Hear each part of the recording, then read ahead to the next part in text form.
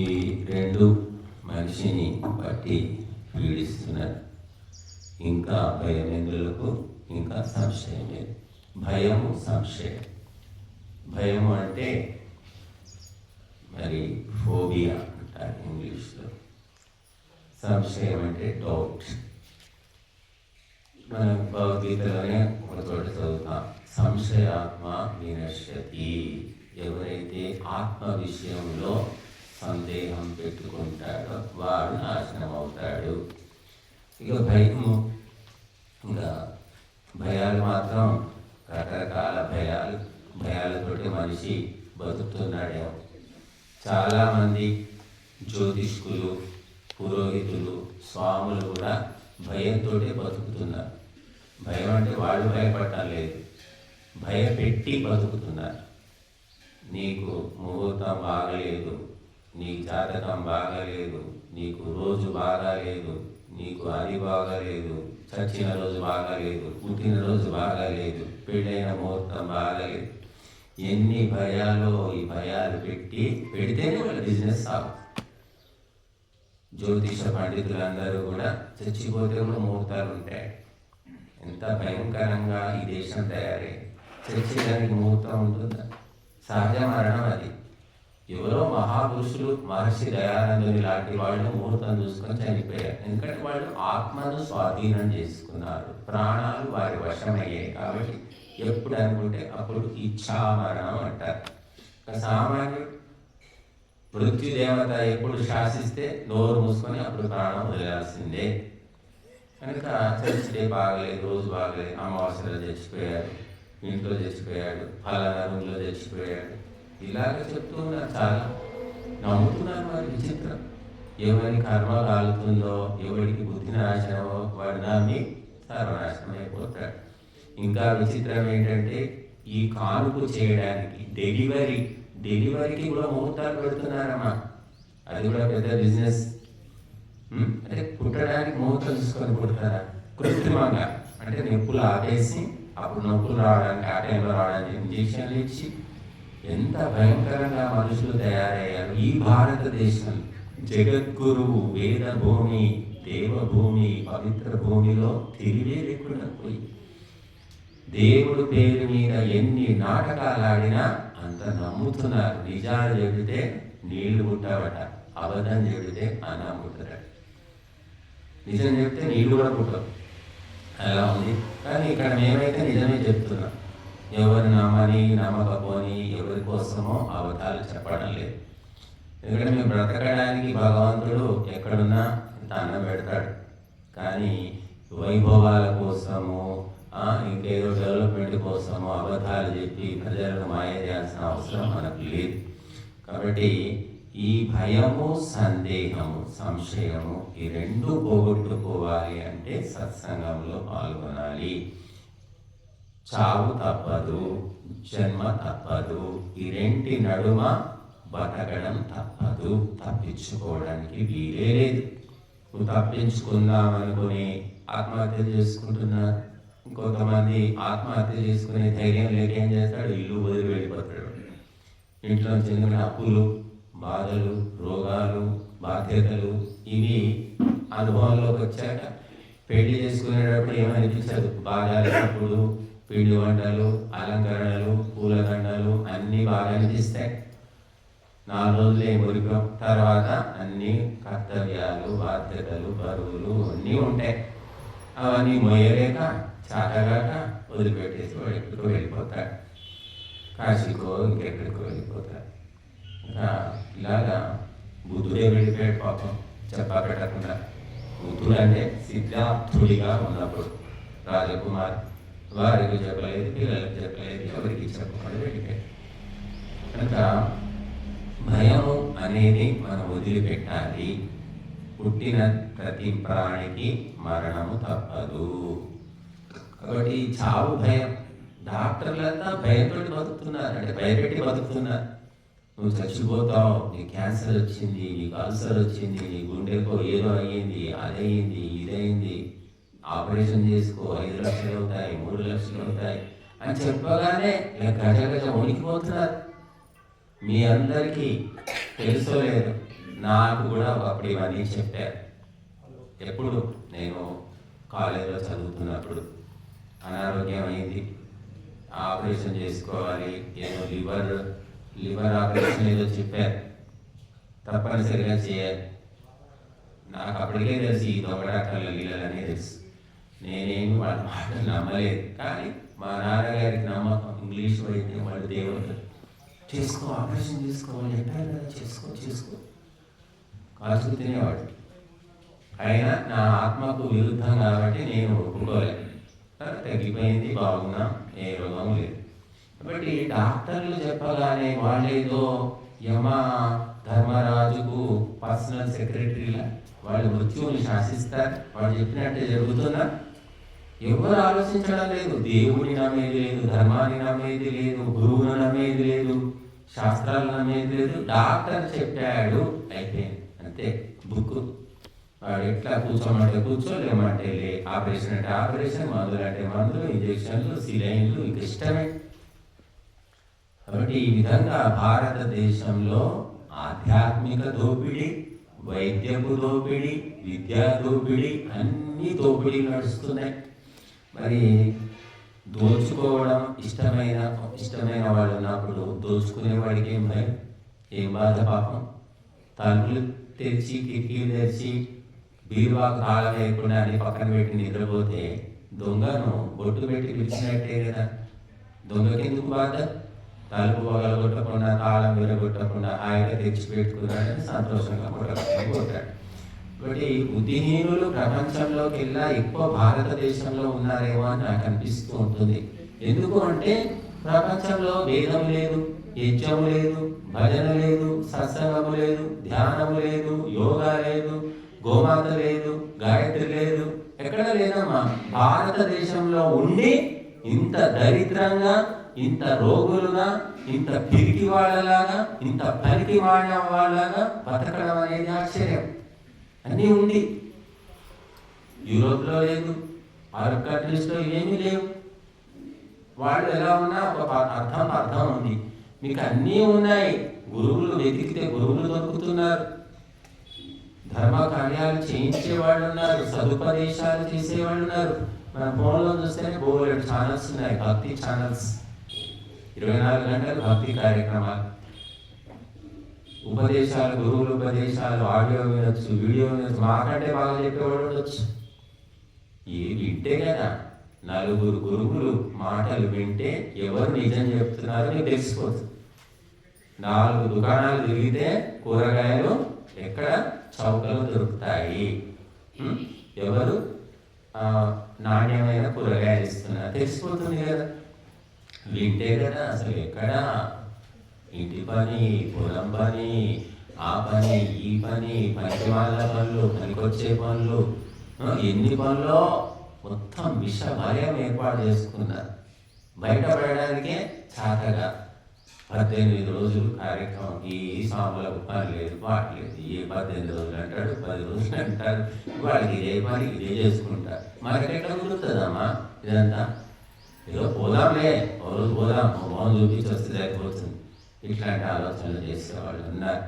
ఇంట్లో ఉండి చేసేది ఏమీ లేదు. ఒకప్పుడు ఉన్నంత పనులు ఎక్కడున్నాయి? అసలు పనే లేదు. అసలు పని లేని దానికి పని ఉన్నట్టు భ్రమలో ఉన్నారు. పొద్దున 3ంటికి లేచేవాడు, రాత్రి 8:30, 9 కాగానే కూరుపాట్లు వచ్చి ఇట్లా నిద్రపోయావు. ఇప్పుడు ఎక్కడ 12 అయినా నిద్ర రాదు. పొద్దున 7, 8, 9, ఇక ఈ కాలం పిల్లలు, కాలేజీ పిల్లలు, స్కూల్ పిల్లలు అయితే ఇక 9, సెలవు వస్తే 11 గంటలకు కూడా లేస్తారు వాళ్ళు. ఇటువంటి పరిస్థితుల్లో ఉన్నాం. కనుక సత్సంగము వల్ల నష్టము లేదు, లాభమే. కానీ నీ కంటికి కనబడదు, నీ చేతికి రాదు, చూపించడానికి ఏమీ లేదు. అక్కడ ఏం కనిపిస్తుంది? ఏమీ లేదు. కానీ చావు దగ్గరైన వాడు బతుకుతాడు, రోగాలు ఉన్నవాళ్ళు రోగాలు పోగొట్టుకుంటారు, మానసిక సమస్యలు ఉన్న వాళ్ళకు మానసిక సమస్యలు పోతాయి. అనేక రకాలైన ఇబ్బందులు సహజంగా అనుకోకుండా తొలగిపోతూ ఉంటాయి దైవ మార్గంలో, ధర్మ మార్గంలో ఉన్నప్పుడు. కనుక మనము మన దేశ పరంపర అయినటువంటి ఆధ్యాత్మిక పరంపర. అన్ని అనుభవించు. గారెలు, బూరెలు, లడ్డూలు, రకరకాలైనటువంటి వంటలు, పిండి వంటలు అన్నీ చేసుకోండి. కానీ వాటిలో ఉప్పు లేకపోతే అవి తినరు. ధర్మం అనేది లేకపోతే నీ బతుకు కూడా చప్పిటి బతికైపోతుంది. ఎవ్వరు చూడరు. ఎవరు ఉన్నా, ఎంత ఉన్నా నువ్వు ఒంటరి బతికే బతకాల్సి వస్తుంది. కాబట్టి మనము డాక్టర్ కంటే, ఇంజనీర్ కంటే, కలెక్టర్ కంటే, ఎమ్మెల్యే కంటే, ముఖ్యమంత్రి కంటే, ప్రధానమంత్రి కంటే గొప్పవాడు భగవంతుడు అని నమ్ముతున్నావంటే నీ ఆలోచన విధానం సరిగ్గా ఉన్నట్టు. లేదు, దేవుడు ఉన్నాడో లేడో ఎవడు చూడబోయాడు, ఎవడికి తెలుసు చెప్తారు. ఇలా అందరూ పోతున్నారు, మనం కూడా పోవాలి గుడికి. అందరూ మొక్కుతున్నారు, మనం కూడా మొక్కాలి. అమ్మో ఈరోజు ఏకాదశట, ఇది విశేషమైన ఏకాదశట, తప్పకుండా గుడికి పోవాలట, అందరూ చెప్తున్నారు కదా అని ఇలాగా గుంపులో గోవింద గొర్రెల మంద అని పోవడమే తప్ప ఎవరు ఆలోచించడం లేదు. కనుక భగవద్గీత చిన్న పుస్తకం ఇది 20 రూపాయలు ఉంది. వీళ్ళు ఈ గీతా ప్రెస్ వాళ్ళు పాపం ఈ మనుషులందరూ 20 కాదు 15 రూపాయలు ఉంది. మనుషులంతా చదవాలి, ప్రతి ఒక్కరు చదవాలని 3 రూపాయల పుస్తకం కూడా ఉందండి. ఇదే భగవద్గీత చిన్న పుస్తకం 3 రూపాయలు ఉంటుంది. 1 రూపాయి కూడా వాళ్ళు అమ్మారు. ఇప్పుడు కొద్దిగా రేట్లు పెంచినట్టున్నారు. ప్రతి ఒక్కరికి పుస్తకం అందాలి, చదవాలి, నేర్చుకోవాలి, తెలుసుకోవాలి, బాగుపడాలి అనే ఉద్దేశంతో చౌకలో ఇస్తున్నారు వాళ్ళు పుస్తకాలు. పెళ్ళిళ్ళు, పేరెంటాలు, జన్మదినాలు, రకరకాల కార్యక్రమాలు చేసుకుంటారు గృహస్థులు. ఇక ఇంట్లో ఈ పుష్పవతి అని అదో పేరటం అదోటి చేస్తారు, ఈ దోతులు కట్టడం అని ఏమేమో చేస్తున్నారు. చేసుకున్నామా, అన్నీ చేసుకోండి, అన్ని సుఖాలు అన్ని భోగాలు అనుభవించండి. దానితో పాటు కొద్దిగా ధర్మాన్ని కూడా కలుపుకోండి.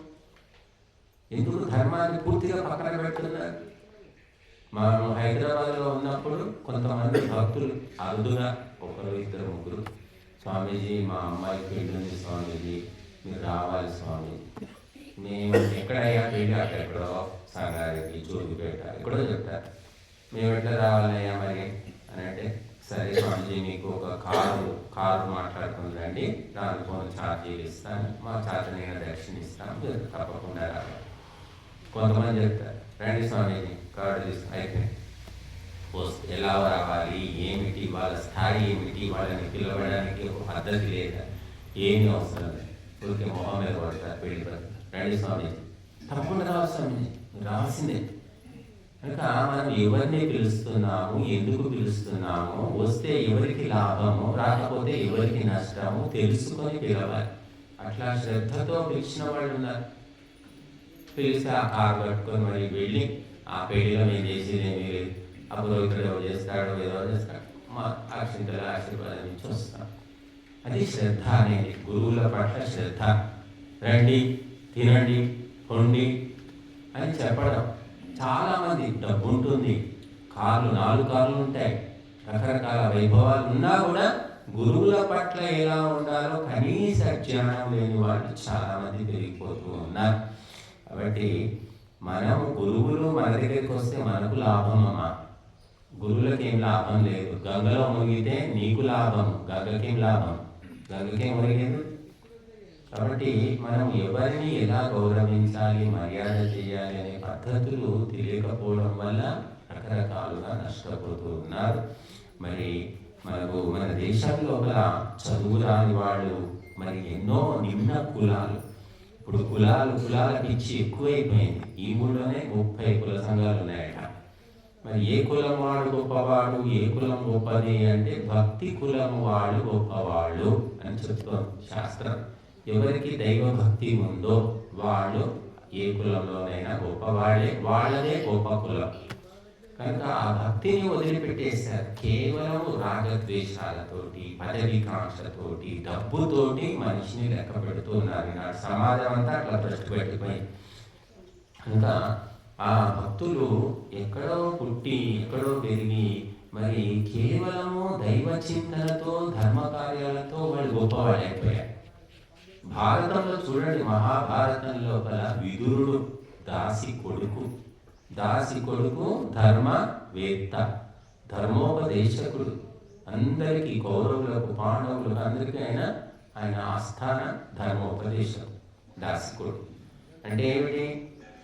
దాసికుడుకు వల్ల ఆయన ధర్మోపదేశకుడు కాలేదు, ఆయన యొక్క యోగ్యత వల్ల ఆయన ఆ స్థానాన్ని పొందాడు. కాబట్టి మనం యోగ్యత పెంచుకోవాలి. చాలా మందికి మా దగ్గర డబ్బులు లేవండి, మాకు అధికారం లేదండి, మేము ఇది లేదండి, అది లేదండి, ఏదో చెప్తుంటారు.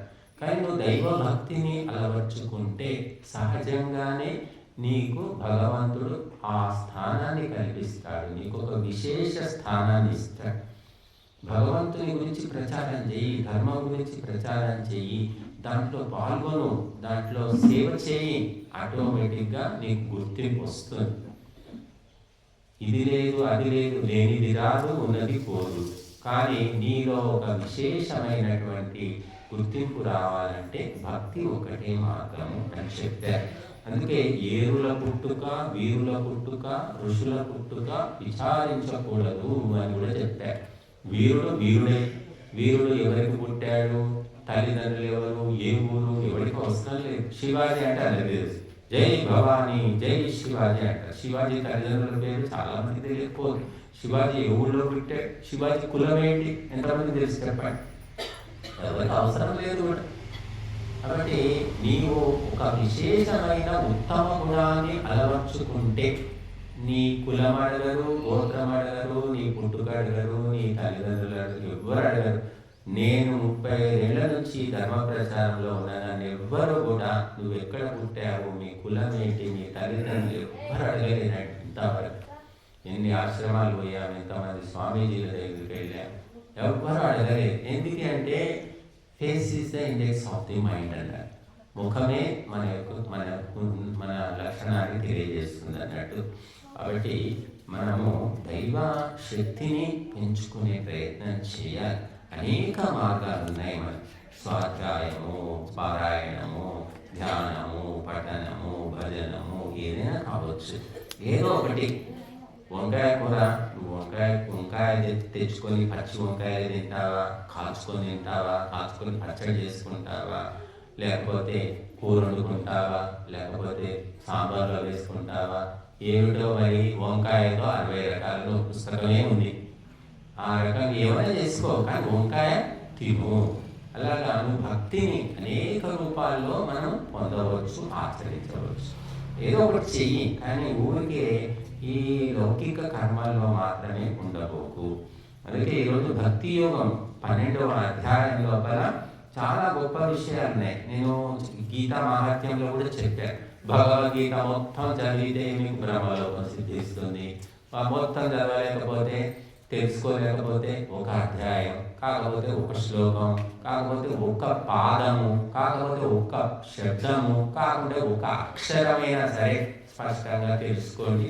మీ కష్టాలన్నీ పోతాయి, మీరు ఉత్తమ గతులు పొందుతారని గీతా మహాత్మ్యంలో ఉంది. అబద్ధమా అంటే నిజమే. మనము ఏ ఒక్కటి, ఒక అక్షరం, ఒక శ్లోకం సరిగ్గా తెలుసుకొని దాన్ని అనుసరించాలి, దాని ప్రకారం నడుచుకోవాలి, చాలు, జీవితం ధన్యమైపోతుంది. కాబట్టి ఇదే కష్టం. చదవడం లేదా కష్టం కాదు, నేర్చడం కూడా కష్టం కాదండి. కానీ ఒక్క శ్లోకాన్ని అనుసరించి నడుచుకోవడమైనా అత్యంత కష్టం. అందుకే గీత ఈ 12వ అధ్యాయంలో 20 శ్లోకాలు ఉన్నాయి. 20 శ్లోకాల్లో ఏ ఒక్క శ్లోకమైనా మనకు చాలా గొప్ప విషయాలు చెప్తుంది. అసలు ఆ ప్రకారం నడుచుకుంటే టెన్షన్లు లేవు, స్ట్రెస్ లేదు, స్ట్రెయిన్ లేదు, ప్రెషర్ లేదు, ఏదీ లేదు, ప్రశాంతంగా మనం ఉండగలుగుతాం. ఇందులో చూడండి చాలా ఉన్నాయి, కానీ నేను మనకు సమయం తక్కువ కాబట్టి 1, 2, 3 చెప్తాను మీకు. 13, 14 శ్లోకాలు మనకు చెప్తున్నాను. అద్వేష్ట సర్వభూతానాం మైత్రః కరుణ ఏవ చ నిర్మమో నిరహంకారః సమదుఃఖ సుఖాశని సంతుష్టః సతతం యోగి యథాత్మా దృఢనిశ్చయః మయ్యర్పిత మనోబుద్ధిర్యో మద్భక్తః సమే ప్రియః. ఇది కాబట్టి అద్వేష్ట సర్వభూతానాం, ఏ ప్రాణి పట్ల కూడా ద్వేషము కలిగి ఉండకు, పగ ప్రతీకారాలు చూపించకు. ఏ ప్రాణి, ఏ జీవి పట్ల కూడా, కేవలం మనుషులే కాదండి, మనవాళ్లే కాదండి, అన్ని జీవులకు బ్రతికే అధికారం ఉంది. మనుషులు ఈనాడు ఏమిటంటే మేము బతికే చాలు, మిగతా జీవులు ఏమైనా కానీ అనేది యూరోపియన్ అండ్ అరబ్ దేశాల యొక్క సంప్రదాయం. భారతదేశ సంప్రదాయం ఏమిటి? మా హింసి సర్వభూతాని, ఏ ప్రాణిని హింసించకు అనేది మన సంప్రదాయం. కనుక ఈ విదేశాల నుంచి వచ్చినటువంటి ఆ పరిపాలకుల పరిపాలన వల్ల మనకు కొన్ని దుస్సంస్కారాలు వచ్చాయి. ఇక్కడ తెలంగాణలో నిజాం నవాబులు 400 ఏళ్ళు పరిపాలించారు. నిజాంలు, అసబ్జాయిలు, వాళ్ళు వీళ్ళు రకరకాల వంశాల వాళ్ళు ముస్లింలంతా పరిపాలించారు. మరి పాలకులే ముస్లింలు అయినప్పుడు హిందువులు ఎవరు? ప్రజలు, పాలితులు. ఆ ప్రభావం తప్పకుండా ఉంటుంది. అందుకే మన వాళ్ళంతా కూడా మన తాతల తండ్రులు ఉర్దూ తప్ప తెలుగు కూడా వచ్చేది కాదు. ఉర్దూ పాఠశాలలు ఉర్దూ. మా తాతగారికి ఉర్దూ తప్ప వేరేది. మా నాన్నగారికి ఉర్దూతో పాటు ఇంకా ఇంగ్లీషు, తెలుగు నేర్చుకున్నారు. కానీ తప్పకుండా ఉర్దూ నేర్చుకునేవాళ్ళు అప్పట్లో. కానీ సంస్కృతం లేదు, తెలుగు లేదు. కేవలము ఇంట్లోనే ఆడవాళ్ళు తెలుగు మాట్లాడేవాళ్ళు. దానివల్ల తెలుగు బట్టగట్టింది. మరి ఆ ముస్లింల పరిపాలనలో మాంసాహారము, మద్యం అన్నీ ఉండేవి. కాబట్టి తెలంగాణ సంప్రదాయం ఏమైందంటే చివరికి ఆ ప్రభావం వల్ల పుట్టినరోజైనా పెళ్ళైనా యాటను కోయాలి అని ఒక సంప్రదాయం. యాట ఏమిటి అంటే వేట. వేట అంటే వేటాడి అడవి నుంచి జంతువుని తీసుకొచ్చి దాన్ని చంపుకొని తినడం, కోసుకొని తినడం. యాటను కోయాలి అనే సంప్రదాయం. ఆ చివరికి ఎంతకు వచ్చిందంటే ఇంకా ప్రతిరోజు వీలైతే ప్రతిరోజు తింటామనే స్థాయికి వచ్చింది. కాబట్టి ఇవే అద్వేష్టా సర్వభూతానాం అనేది మన యొక్క పరంపర. అంటే ఏ ప్రాణిని ద్వేషించకు. ద్వేషిస్తేనే చంపుతాము, కొడతాము, ఏదోటి చేస్తాం. ప్రేమిస్తే ఎందుకు చేస్తాం? కాబట్టి ఈ హింస అనేది దేవుడి పేరు మీద విపరీతమైపోయింది. సొంతంగా ఏదో నీకు ఆకలి వేసింది, రుచి కొద్దీ వండుకున్నావు, మేకను కోసుకున్నారు, కోడిని కోసుకున్నావు, తిన్నావు అంటే అది నీ వ్యక్తిగతం. కానీ సామాజికమైపోయింది హింస అనేది. దేవుడి పేరు మీద, దేవతల పేరు మీద పశువులను కోయడం, బలులు ఇవ్వడం, చంపడము, దాన్ని పెద్ద పండగ చేసుకోవడము, బంధుమిత్రులన్నీ పిలవడము, ఇవన్నీ చేస్తున్నారు. ఎందుకంటే ఈ హింస అనేది ఒక దైవానికి సంబంధించింది. నేను దేవుడికి మొక్కుకున్నాను కాబట్టి పని నెరవేరింది కాబట్టి కోయాల్సిందే.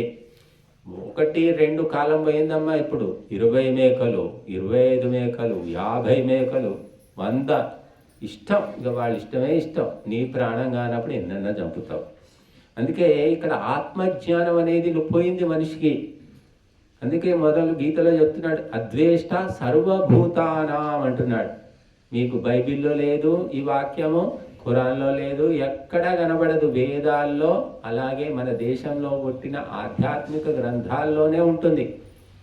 ఏ ప్రాణిని ద్వేషించకు. ద్వేషిస్తేనే హింసిస్తాము, ద్వేషించకుంటే హింస ఉండదు. కాబట్టి ప్రతి ప్రాణిని మనము పోషించవలసిన పని లేదు. వాటికి తిండి నువ్వు పెట్టకపోయినా పర్లేదు, వాటి బతుకుతాయి. కానీ చంపడము అనేది చాలా తప్పు. అది చాలా భయంకరమైన దుఃఖాలకు దారితీస్తుంది. మైత్రహ అంటే స్నేహ భావన, మిత్ర భావన ఉండాలట అన్ని ప్రాణుల పట్ల. తర్వాత కరుణ. కరుణ అంటే దయ ఉండాలి. దయ వేరు, ధర్మం వేరు కాదు. దయనే ధర్మం అని చెప్పారు. కాబట్టి నీలో ఎంత దయ ఉందో నీలో అంత ధర్మం ఉన్నట్టు. నీలో దయ లేదు, నిర్దయుడివి అంటే నీవు ధర్మం కూడా లేనట్టే. నిర్మమో నిరహంకార. మమకారం ఉండకూడదు, అహంకారం ఉండకూడదు. ఈ 2 లేకపోతే సంసారమే లేదు. అసలు మనిషే ముందుకు పోడు. మమకారం అంటే నా కొడుకు, నా కూతురు, నా భర్త, నా సంసారం, ఇదంతా మమకారం అంటారు. నా వస్తువులు ముట్టుకోవద్దు. ఎవరు ముట్టుకోమన్నారు? ఇది ఎందుకు తీసి ఇక్కడ పెట్టావు అని వస్తువులు ముట్టుకుంటే కూడా కోపం వస్తుంది కొంతమందికి. ఇల్లంతా ఒక పెట్టుకుంటారు, వాళ్ళ రూమ్ ఉంటుంది.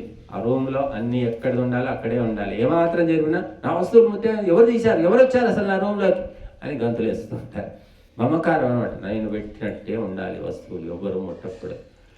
నాకు తెలిసి ఒక అతను ఉండేవాడు, ఇల్లు చాలా నీట్గా పెట్టుకునేవాడు. వివాహం కాలేదు అతను. మేము అనుకునేవాళ్ళం ఏది పుల్ల కూడా పక్కన పెట్టద్దు, ముట్టుకోవద్దు, పక్కకు పెట్టద్దు. పెళ్ళైతే భార్య ఎట్లా వేగుతుందో ఎట్లుంటాడో ఏమో అనుకునేవాళ్ళం మేము. అది ఏదో కర్మకు ఆలస్యంగా పెళ్ళి అయింది అనుకున్నట్టే అయింది. 6 నెలల లోపల అటు ఇటు అయిపోయింది. కాబట్టి నా వస్తువులు నేను, ఈ మమకారము కూడా ఒక పెద్ద బంగారు సంఖ్యల అని చెప్తారు. ఇక అహంకారం, నాది అంటే మమకారం, నేను అంటే అహంకారం. ఈ రెండే మొత్తం హీరోయిన్లు, ఈ ప్రపంచాన్ని నడిపించే హీరోయిన్లు. మమకారమేమో తీయటి విషము, అహంకారమేమో చేదు విషము. ఈ రెండు విషాలు తాగి మనుషులు మత్తు నెత్తికెక్కి పిచ్చి పిచ్చిగా ప్రవర్తిస్తున్నారు. కాబట్టి తల్లికి మమకారము, తండ్రికి అహంకారం, రెండు సరిపోయాయి. ఇంకే బట్ ఈ రెండే సంసారంలో నిన్ను బంధించి వేస్తున్నాయి. మమకారం ఉండొద్దా, అహంకారం ఉండొద్దా అంటే ఉండాలి, దాని లిమిట్లో అది ఉండాలి. కుక్కను మనం పెంచి కుక్కలాగా మనం అరిస్తే ఏం లాభం ఉంది? కాబట్టి కుక్కను పెంచాలి, కానీ కుక్క తన హద్దుల్లో తాను ఉండాలి. కుక్కలాగే ఉండాలి, మనిషి కుక్కలాగా కాకూడదు.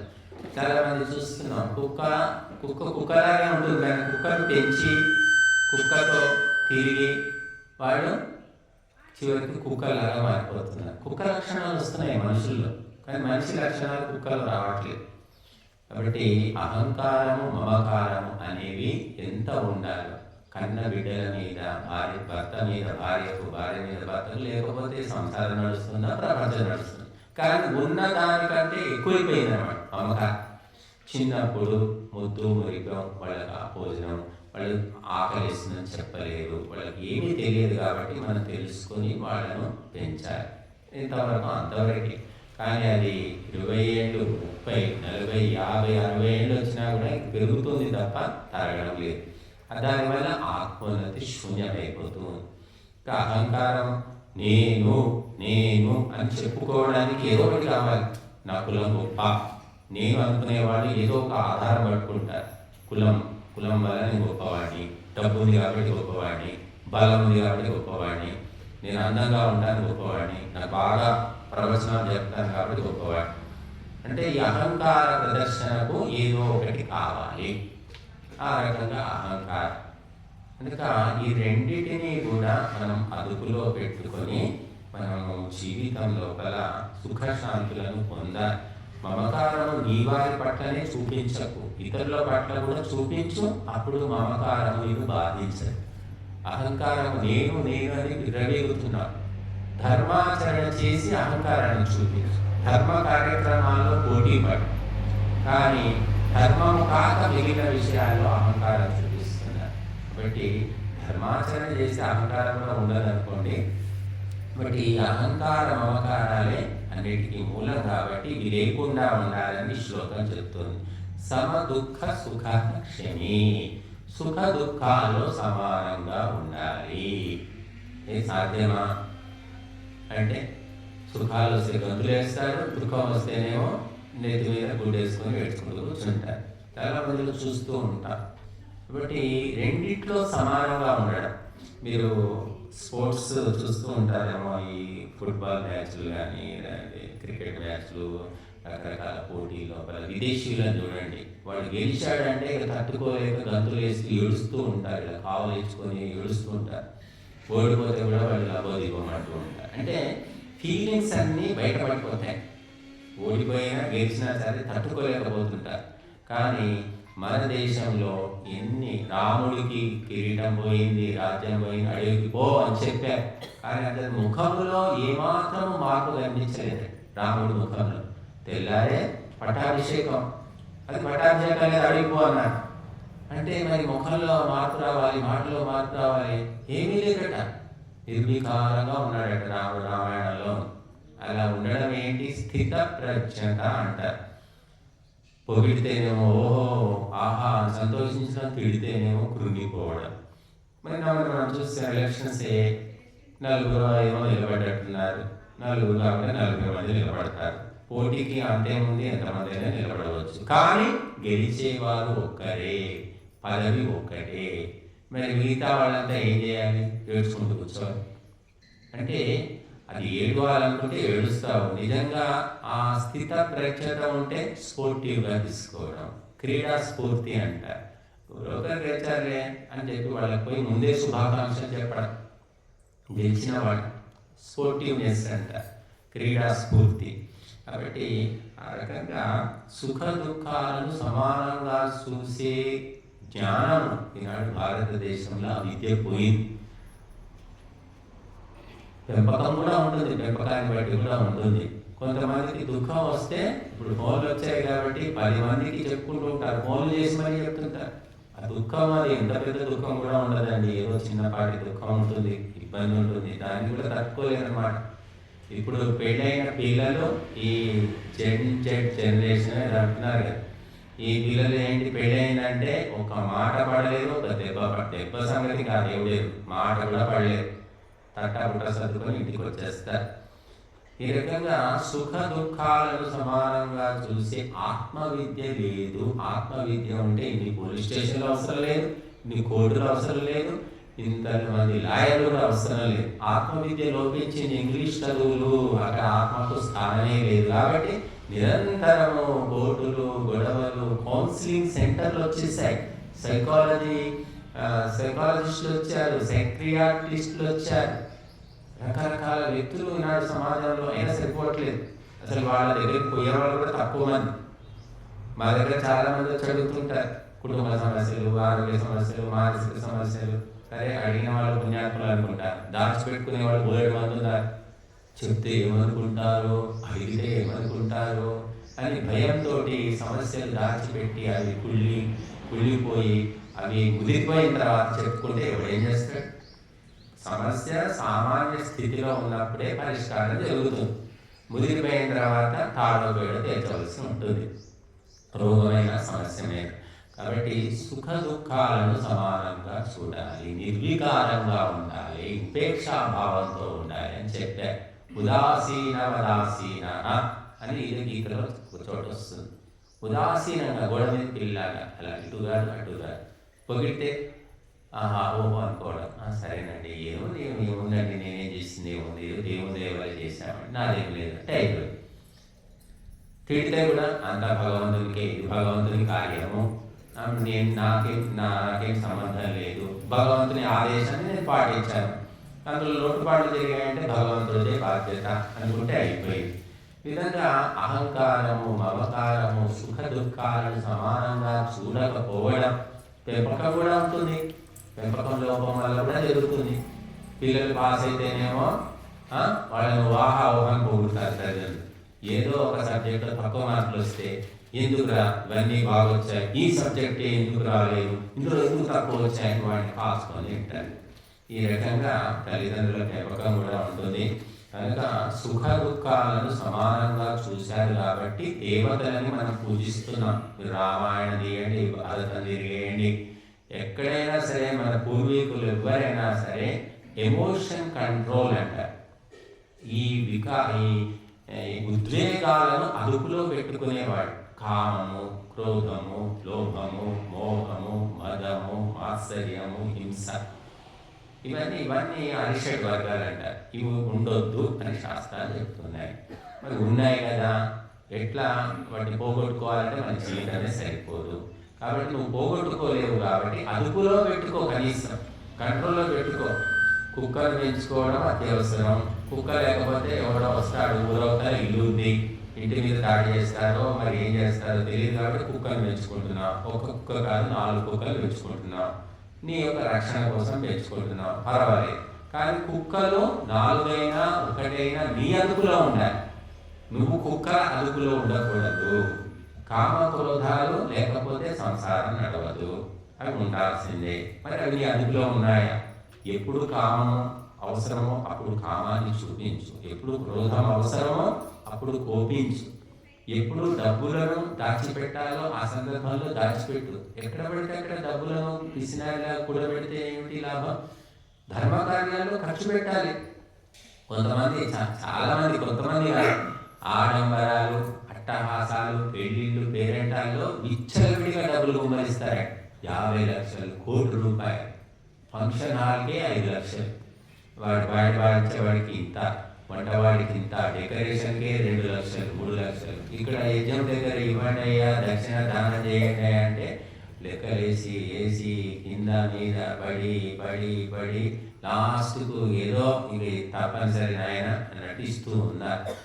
సరే మీరు ఏది ఇచ్చినా మాకేమి భగవంతుడు ఇస్తాడనుకోండి, కానీ మనిషి యొక్క ఆలోచన విధానం అలా ఉంది.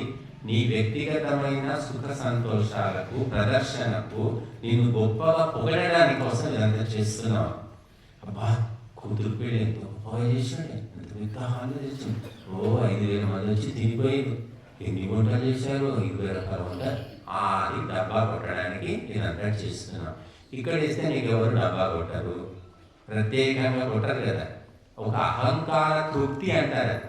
కాబట్టి ఆ రకంగా వ్యక్తిగతం ఎంతో పెడతారు, ధర్మ కార్యాలకు మాత్రం పెట్టారు. కాబట్టి దుఃఖాలు వచ్చినప్పుడు ఆదుకోవడానికి అక్కడ పుణ్యం అనే బ్యాలెన్స్ లేదు. అక్కడ ఏడుస్తూ ఉండాల్సిందే. నీ వైభవాన్ని చూసి పొగిడిన వాళ్ళు ఎవరు కూడా వచ్చి నీ ఏడుపును పంచుకోరు, నీ ఏడుపును ఆపేయరు.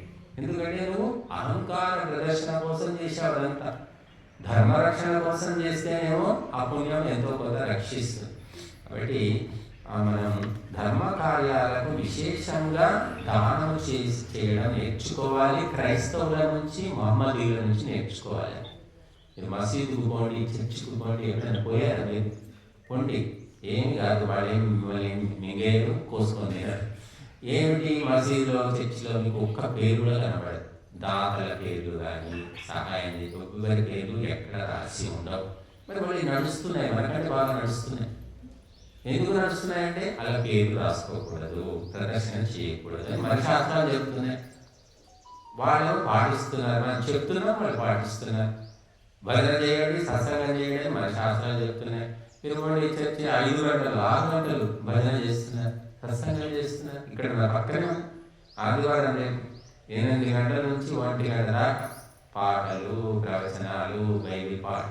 మరి మనకి రోగం ఏంటి అంటే డబ్బులు వచ్చి పడ్డాయి, మనకు ఇబ్బడి ముబ్బడిగా డబ్బులు ఉన్నాయి. ఇక భజనలు ఎందుకు, సత్సంగాలు ఎందుకు, పని పాటలు ఏమో చేసుకోవాలని ముసలి వాళ్ళు చేసుకోవాలి, మనకెందుకు, వ్యాపారం, బిజినెస్.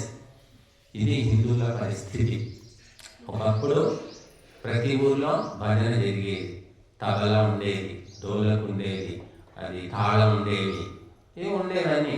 ఇప్పుడు ఎక్కడైనా కనబడుతున్నాయి మీకు? వస్తే కదా. ఎవరో పాపం మల్లయ్య ఉన్నాడు, మల్లయ్య ఉన్నాడు పాపం, ఎక్కడో భజన తిరుగుతూ ఉంటాయి, వెళుతూ ఉంటాడు. ఆయనే చెప్పాడు, అంకాపూర్లో 40-50 మంది ఉండేది స్వామీజీ భజనలో, దాని అంతా పోయింది, ఎక్కడో కొన్ని చోట్ల సంస్కారం ఉంది, అక్కడికి వెళుతూ ఉంటాడు అతను. ఎందుకు భజన చేయమంటే సీరియల్స్. అమ్మో సీరియల్స్ పోతే ప్రాణం పోదా? సీరియల్ చూడాల్సిందే. అతను గొడవ చంపుతుందా, గొడవని అత్త చంపుతుందా, భర్తను ఆమె ఏం చేస్తుంది, భర్త వదిలేస్తాడా, ఎక్కడ పెట్టుకుంటుందా, ఇవన్నీ చెత్త అన్నమాట. చెత్తను ఎంత ఆనందంగా సంతోషంగా చూస్తున్నారు భారతదేశంలో మహిళామణులు. అందుకే కాపురాలు ఏవి సరిగ్గా నడవడం లేదు. కాబట్టి మనం మంచినే చూడాలి, మంచినే వినాలి, మంచినే ఆలోచించాలి, మంచినే చెయ్యాలి. ఆ సంప్రదాయం పోయింది. చెత్త సీరియళ్ళు ఎక్కడ తయారవుతున్నాయో తెలుసా మీకు? అమెరికాలో స్క్రిప్ట్ తయారవుతుందట. ఈ సీరియల్ అన్నిటికీ మూలం ఏక్తా కపూర్ అని ఉంది, ఒక ఆవిడ హిందీలో ఆమె సీరియల్ తీస్తూ ఉంటుంది. ఆమె స్క్రిప్ట్ అంతా కూడా అమెరికా వాళ్ళు తయారు చేస్తారు. ఎందుకంటే భారతీయుల బుద్ధి నాశనం చేయాలి, సర్వనాశనం చేయాలని చెత్త సీరియల్ అని అన్ని బంపర్ హిట్, సూపర్ హిట్. అని తీసేసి ఏమీ లేదు. కుటుంబంలో కలహాలు, గొడవలు ఇవే ఉంటాయి. కుటుంబం అంటే అదే, కుట్రలు కుతంత్రాలు చేసుకోవడం కుటుంబమా? అది భార్యాభర్తల సంబంధమా? అలా ఎక్కడైనా ఉందా? రాముడి మీద సీత ఏ కుట్రలు చేసింది? సీత మీద రాముడు ఏ కుట్రలు చేశాడు? చెప్పండి. కాబట్టి ఈ చెత్త సీరియళ్లకు ఆదరణ ఉంది. కాబట్టి కొత్త కొత్త సీరియల్ వస్తూనే ఉన్నాయి. తెలుగులో అనువాదం అవుతున్నాయి, తెలుగులో తీస్తున్నారు, హిందీలో తీస్తున్నారు, ఇంగ్లీష్లో తీస్తున్నారు. మేము ఎప్పుడైనా మా కర్మగారు ఎవరైనా ఇంటికి వెళితే గృహస్థుల ఇంటికి సీరియల్ ఏదో చూస్తూ ఉంటారు. స్వామీజీ ఒక 5 నిమిషాలు స్వామీజీ అంటారు. ఎందుకంటే సీరియల్ ఏదో జరగబోతుంది మరి, కూర్చోండి అంటారు. నేను కూడా కూర్చొని గుడ్లా పగించి చూస్తుంటా. ఇక వాళ్ళు వస్తారు. ఆ పాత్రలు ఒక్కొక్క సీన్లో 10 మంది 15 మంది ఉంటారు పాత్రలు. గుడ్లు ఉంటుంటారు, కూడా అరుస్తుంటాడు, ఏదో పిచ్చి పిచ్చి చర్చలు చేస్తుంటారు. మాకు చాలా విసుగు అనిపిస్తుంది, అసహ్యం అనిపిస్తుంది. ఆ ఎక్స్ప్రెషన్సే భయంకరంగా ఉంటాయి, పాజిటివ్ ఉండవు. ప్రేమ, దయ, స్నేహము, చాలి, సహాయము, పరోపకారము ఇటువంటి భావాలున్న సీరియల్ ఏమైనా ఉన్నాయా? ఉంటే చూడండి, తప్పలేదు. పాజిటివ్ సీరియల్స్ ఉంటే చూడండి, మన మనసు కూడా ప్రశాంతంగా ఉంటుంది. నెగిటివ్ సీరియల్ చూసి రేపు ఏమవుతుందో, చంపుతాడా, చస్తాడా, ఇంట్లో చెల్లిపోతుందా, ఇలాంటి ఆలోచనలు ఇదే అన్నమాట. కర్మగాలి ఆ టయానికి కరెంటు పోయిందనుకోండి, ఇక నానా తిట్టుకుంటారు. ఫోన్లు చేసి కరెంటు వాడికి ఎప్పుడు వస్తాయి ఆ కరెంటు అని అడుగుతుంటారు. కాబట్టి మహిళలు మరి సత్సంగం లేకపోవడం వల్ల, ఈ చెత్త సీరియల్ వల్ల సంసారాలన్నీ సర్వనాశనం అవుతున్నాయి. పిల్లలకి ఏం నేర్పుతారు వాళ్ళు? సంస్కారం.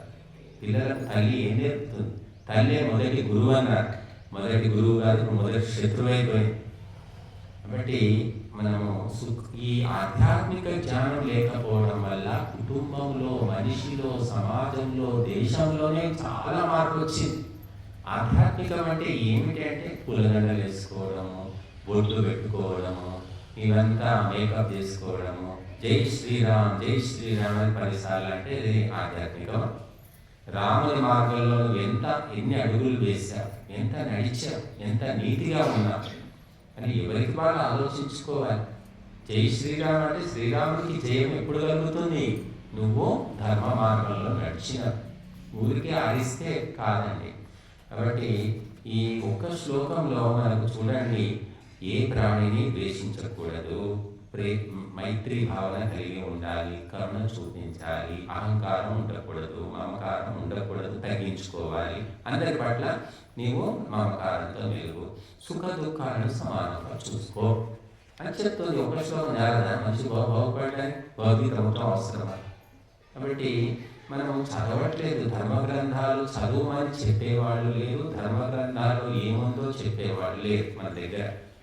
అందుకే ప్రపంచం మొత్తంలో బుద్ధిమంతులు, గుణవంతులు అయినటువంటి హిందువులు ఈనాడు బానిసల్లాగా మారిపోయారు తమ ధర్మ గ్రంథాలను చదవకపోవడం వల్ల. మా దగ్గర హైదరాబాద్లో మేము ఉన్నప్పుడు ఎండాకాలంలో పిల్లల కోసం క్యాంప్స్ పెడుతూ ఉండేవాళ్ళ ధార్మిక శిక్షణ శిబిరం. అందులో ఒక అమ్మగారు వచ్చేది, ఆ పేరు నాకు గుర్తులేదు కానీ ఆమె అప్పటికే 60 ఏళ్ళ పైన ఉంటాయి. వంట వరకు ఊడడం చేస్తూ ఉండేది.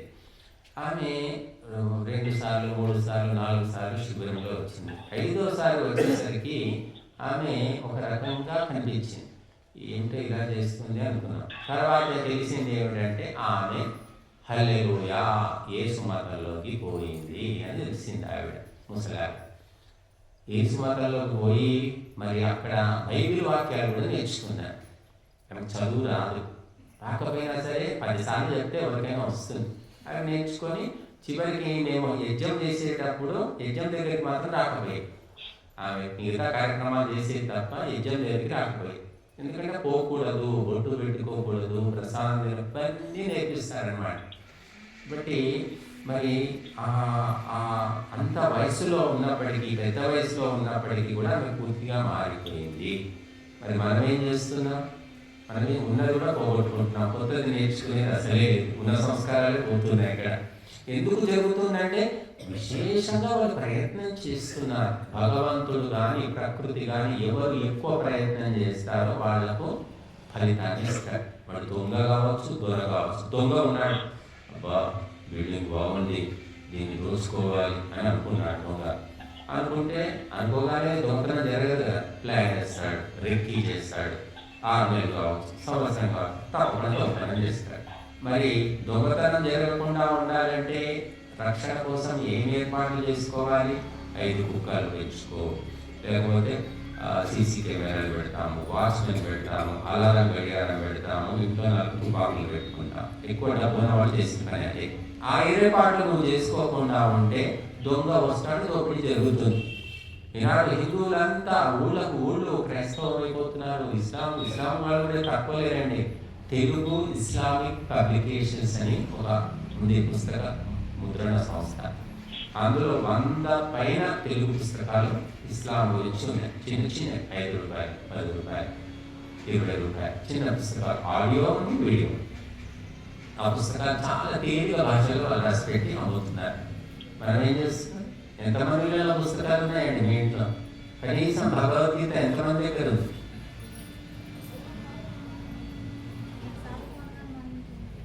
చదువుకోవు కాబట్టి దాన్ని బొట్లు పెట్టి పూజ చేసి, నీకు చదువుకోవు కాబట్టి నువ్వేం చేయాలంటే లక్ష్మమ్మ ఆ భగవద్గీత చదవడం వచ్చిన వాళ్ళని పిలువు, నెలకు ఒకసారి 6 నెలలకు ఒకసారి మనం పిలిచి భగవద్గీత చదివించు, వింటే కూడా మంచిదే కదా. ధర్మ గ్రంథాలు చదవడం రాని వాళ్ళు ఇప్పుడు మన లావణ్య రాజేందర్ దంపతులు చక్కగా చదువుతున్నారు భగవద్గీత. ఏకాదశి వస్తుంది, ప్రతి నెల 2 ఏకాదశులు ఉంటాయి. వీళ్ళని పిలవండి, వాళ్ళు వచ్చి భగవద్గీత మొత్తం చదువుతారు. 3 గంటలు పడుతుంది ఇంచుమించు, మొత్తం పారాయణం చేస్తారు. మీరు వినండి, పుస్తకం పట్టుకొని కూర్చోండి, చదవడం రాకపోతే కనీసం వినండి, ఇంట్లో అట్లా పారాయణం అయినా చేయించండి. వాళ్ళు వచ్చినందుకు అటువంటి వాళ్ళు మనకు చేతనైనటువంటి సహాయం, దానము, దక్షిణ ఇవ్వచ్చు. ఆ రకంగా చేస్తే కూడా మంచి జరుగుతుంది. మనం ఏమిటి ఎప్పుడు చూసినా పుట్టినరోజు, పెళ్లి రోజు, ఏ రోజైనా సరే తినడం, తాగడం, తందనాలు ఆడడం తప్ప ఏం ప్రోగ్రాం ఉందండి? ధర్మ కార్యక్రమాలు జరుగుతున్నాయి అసలు?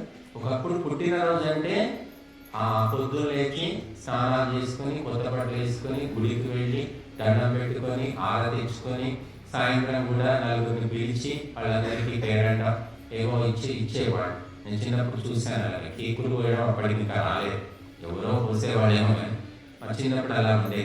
ఇప్పుడు ఏమిటి, ఎంత పల్లెటూరుకు పోయినా కేకులు తేవాలి, కత్తి తీసుకోవాలి, కోయాలి, కేకలు వేయాలి. ఇది సంప్రదాయం అయిపోయింది.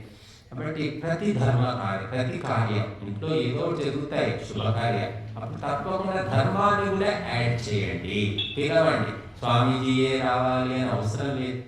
భగవద్గీత చదివించండి, కనీసం అదన చదివించండి. ఊళ్ళో ఉన్నారు చక్కగా చదువుతుంది లావణ్య, రాజేందర్. మన ఊళ్ళో ఉన్న వాళ్ళని మనం గుర్తించము.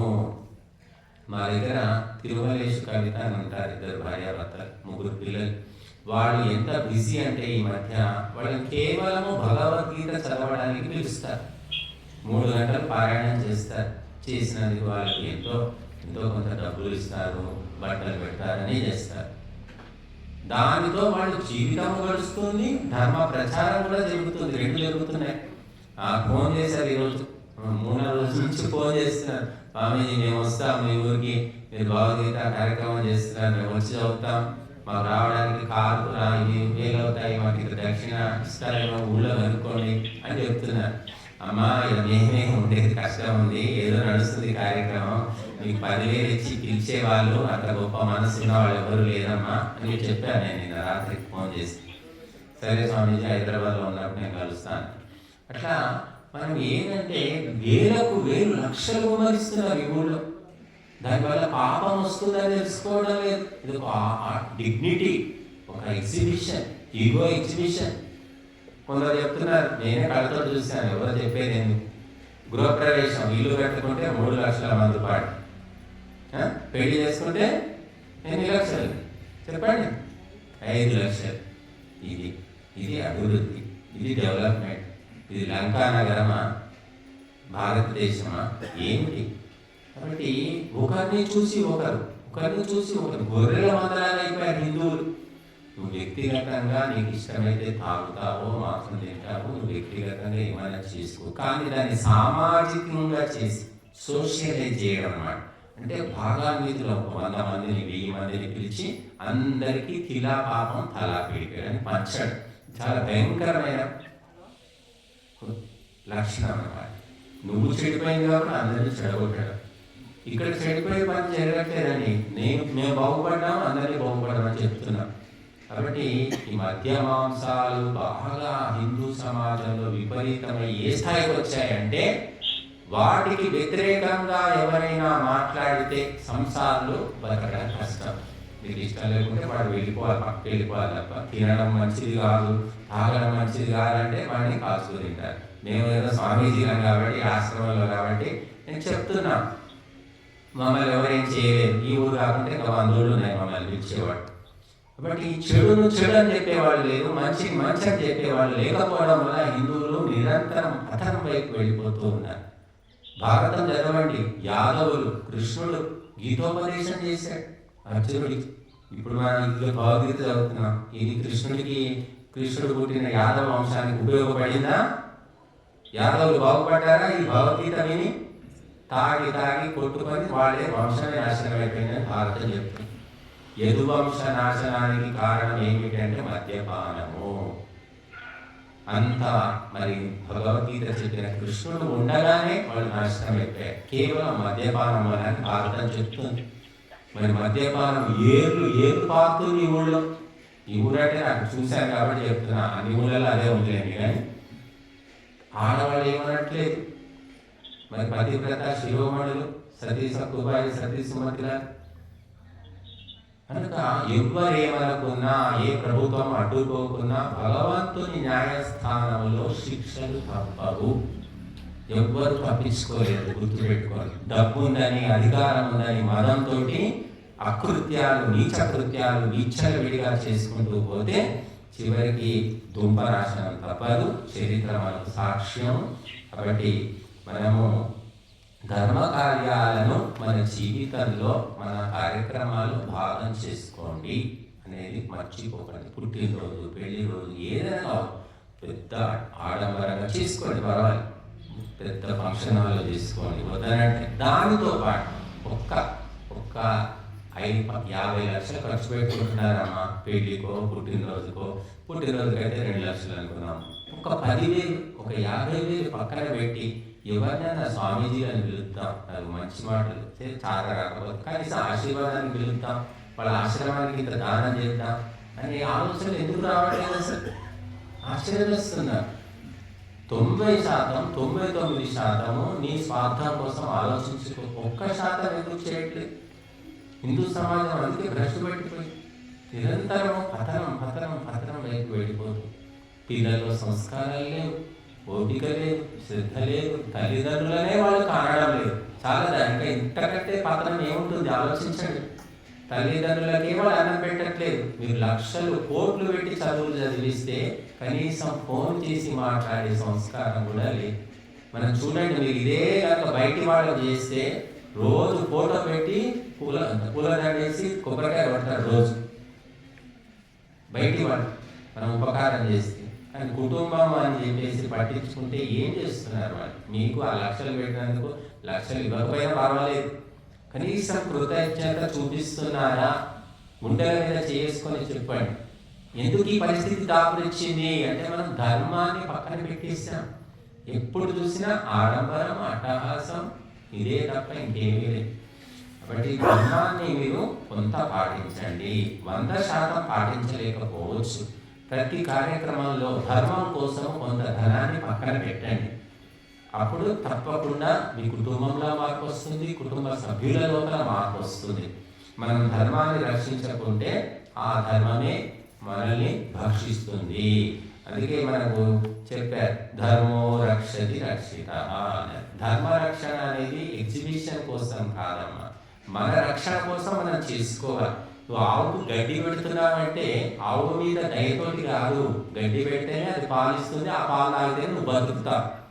నీ అవసరమని నువ్వు ఆవును రక్షిస్తున్నావు, నువ్వు అనుకుంటున్నావు ఆవే నేను రక్షిస్తున్నది. గడ్డి నువ్వు తిన్నావు అనుకో అరుగుతుందా? కాబట్టి ఆవుకి ఇస్తే అది తిని జీర్ణించుకొని పాల రూపంలో మనకు పాలిస్తే తాగి మనం బతుకుతున్నాం. ధర్మం కూడా అంతే. ఎంతో చేయాల్సిన పని లేదండి. ఒక కోటీశ్వరుడు ఉంటాడు, 100 కోట్లు ఉంటే 100 కోట్లు ఇవ్వమని అడగట్లేదుగా, అవసరం కూడా లేదు. 100 కోట్లు మేము మెయింటైన్ చేయలేము, సస్తాం అక్కడ. మళ్ళీ కొత్త శత్రువులు, కొత్త సమస్యలు వస్తాయి, డబ్బులు ఎక్కువైపోతాయి. కాబట్టి ధర్మ కార్యాల అవసరం ఎంత అవసరమో అంత చేయాలి. అంతే సార్. ఎక్కువ ఆశపడితే కూడా మొదటికే మోసం వస్తుంది. ఎంతోమంది స్వామీజీలు ఉన్నారు, 500 ఎకరాలు 1000 ఎకరాలు ఆశ్రమాలు కట్టుకొని మేము పోయినప్పుడు నెత్తి నమ్ము మొత్తుకుంటున్నారు వాళ్ళ పాపం. మానసిక శాంతి లేదు, అనేక సమస్యలు. ఎప్పుడైతే డబ్బులు జమ అవుతాయో ఆ స్వామీజీ కుటుంబ సభ్యులు వెతుక్కుంటూ వస్తారు. ఇప్పుడు మా వాళ్ళు ఎవరు రాదు, ఎందుకంటే మన ఇంతే సంగతులు వాళ్ళకి తెలుసు. కానీ డబ్బులు ఎక్కువైన కొద్దీ ఆ కుటుంబం వేలు ఇచ్చిన మేనమామ, బాబాయిలు ఎక్కడెక్కడ వెతుక్కుంటూ వస్తారు. ఆశ్రమంలో పాలిటిక్స్ స్టార్ట్ అయిపోతాయి. కాబట్టి మనం అందరము ధర్మానికి మనం ఎంతవరకు చేయాలో ఎంతో కొంత చేస్తేనే మనం సురక్షితంగా ఉండగలుగుతాం. మళ్ళీ ఈ 13వ శ్లోకం తర్వాత కింద 14వ శ్లోకం కూడా చెప్తుంది. సంతుష్ట సతతం యోగి యథాత్మా దృఢ నిశ్చయ మయ్యర్పిత మనో బుద్ధిర్యో మద్భక్త సమే ప్రియ. అంటే సతతం అంటే ఎల్లప్పుడూ సంతుష్ట, సంతోషంగా ఉండాలి. ఎల్లప్పుడూ సంతోషంగా ఉండాలి. ఏడుపు మొహం పెట్టకూడదు. నీ ఏడుపు నువ్వే మింగు, నీ లోపలే దాచుకో. అందరికీ సుఖాన్ని సంతోషాన్ని పంచిపెట్టు. కానీ అటువంటి స్వభావం తక్కువ మందిలో ఉంది నాడు. కష్టం వచ్చిందంటే ఫోన్లు పోతూనే ఉంటాయి. ఫోన్ల మీద ఫోన్లు చెప్పుకుంటా ఉంటారు. సుఖం వస్తే మాత్రం ₹1,00,00,000 లాభం వచ్చింది చెప్తారా? ఫోన్లు చేసేవారు 1,00,00,000 కాదు 10 లక్షలు వచ్చినా కూడా ఎవరు చెప్పారు. చెప్తే 10 లక్షలు లాభం వచ్చిందట, పార్టీ ఇవ్వవా, ఫంక్షన్ ఇవ్వవా, అది ఇవ్వవా అని వెంటబడతారు. ఎందుకు అని గుర్తు చెప్పుడు కాకుండా ఉంటారు. కానీ దుఃఖాలు వస్తే మాత్రం అయిన వాళ్ళకు కాని వాళ్ళకు ఫోన్ నెంబర్లు వెతికి చెప్పి కాస్త ఆరాటం తగ్గించుకుందాం అనుకుంటారు. కాబట్టి ఎల్లప్పుడూ సంతోషంగా ఉండాలి అనేది చాలా ముఖ్యమైనటువంటి విషయం. సంతోషంగా ఉంటేనే మనకు హార్ట్ ప్రాబ్లమ్స్ రావు. గుండె నొప్పులు, గుండెకు స్టంటులు ఏమేమో వస్తున్నాయి ఈ మధ్యకాలంలో. అవన్నీ రావద్దంటే నీకున్న దానితో సంతోషంగా ఉండు. పక్కవాడు ఎదుగుతూ ఉంటే కూడా సంతోషపడు. పక్కవాడిని చూసి ఏడు. ఈ అసూయ, జెలసీ అనేది పనికిరా. పక్కవాడు నీకంటే ఎదుగుతూ ఉంటే వాడికి అభినందనలు చెప్పు, వాడికి పూల గుచ్చాలు ఇవ్వు, వాడి యొక్క ఆనందాలు నువ్వు పాలు పంచుకో అని ఏడు మొహం పెట్టకు. అందుకే భాగవతంలో ఒక పద్యంలో చెప్తాడు పోతన, సంతుష్టుడి మూడు జగముల కూచుండు సంతోషికెప్పుడు జరుగు సుఖము, సంతోషిగాకుంట సంసార హేతువు సంతసంబున ముక్తి సతియు కలియు అన్నాడు. సంతుష్టుడి 3 జగముల కూర్చుండు. ఆ 3 లోకాల్లో కూడా ఎవరు నిత్య సంతోషంగా ఉంటారో అతడు పూజనీయుడట. వాడికి ఏ ఆపద అవసరం లేదు. వాడు చదువుకున్నాడా, చదవలేదా, డబ్బులు, సంతోషంగా ఉంటాడు. నవ్వుమోహం అన్నమాట. లాఫింగ్ ఫేస్ అంటారు. నవ్వుమోహంతో ఉంటారు వాళ్ళు. అలాంటి వాళ్ళను పూజనీయుడు అని చెప్తున్నాడు. సంతోషికి ఎప్పుడు జరుగు సుఖం. ఆ సంతోషంగా ఉన్న వాడికి కూడా పాజిటివ్ వైబ్రేషన్స్ ఉంటాయి. ఎప్పుడు మంచి జరుగుతూ ఉంటుంది. వాడు ఎక్కడికి పోయినా మంచి జరుగుతూ ఉంటుంది. ఏడు మొహం పెట్టుకున్న వాడిని బయట తీసుకొని పోతే మనకు కూడా కష్టాలు, బాధలు తప్పవు. కాబట్టి నవ్వు ముఖం అనేది ఒక వరం అని చెప్పుకోవచ్చు. చివరికి సంతోషంగా ఉండేవాడు ముక్తిని, మోక్షాన్ని కూడా పొందుతాడట. అందుకే మనకు యోగ దర్శనంలో ఏం చెప్పారు? యమ నియమ ఆసనాన్ని అష్టాంగ యోగాలు చెప్తూ రెండవది నియమాలు. నియమాల్లో మొదటి ఏంటి? శౌచ, సంతోష, తపః, స్వాధ్యాయ, ఈశ్వర ప్రణిధానాన్ని అని చెప్పారు. యోగికి సంతోషంగా ఉండడం కూడా ప్రధానమే. పాజిటివ్నెస్ అంటారు. సంతోషం అంటే పాజిటివ్. ఏది జరిగినా కూడా ఏమో ఈ కష్టమే సుఖంగా మారుతుందేమో, ఎందుకలా ఊహించుకోవట్లేదు. ఇప్పుడు కష్టం వస్తే అది కష్టానికే దారి తీస్తుంది అనుకుంటారు. కష్టం వల్ల సుఖము మళ్ళీ వస్తుంది. కొంతమంది ఇప్పుడు వీళ్ళు వైద్యులు చెప్తున్నారు, జ్వరం ఎందుకు వస్తుంది అంటే జ్వరం రావడం వల్ల మన శరీరంలో రోగ నిరోధక శక్తి పెరుగుతుందట, ఇమ్యూనిటీ పవర్ పెరుగుతుంది. మరి జ్వరం వల్ల లాభం జరుగుతుంది కదా, అసలే జ్వరం రాకపోతే కాబట్టి అప్పుడప్పుడు జ్వరం వస్తూ ఉండాలి, అప్పుడప్పుడు కష్టాలు రావాలి. వస్తేనే మనకు కాస్త మంచి చెడు తెలుస్తుంది. ఈ బంధువుల్లో నాటకాలు ఆడేవాళ్ళు ఎవరు నిజమైన బంధువులు అది కూడా తెలిసిపోతుంది. కాబట్టి సంతుష్ట సతతం యోగి అయి ఉండాలి. యథాత్మ అంటే ఎప్పుడు ప్రయత్నం చేసేవాడై ఉండాలట. అంత దేవుడు చూసుకుంటాడండి, నేను పుట్టిన ముహూర్తం బాగలేదండి, నా జాతకమే దరిద్ర జాతకం అండి, ఏది చేసినా అంతా ఇంతే అని ఈ రకంగా వ్యవహరించేవాళ్ళు ఉంటారు.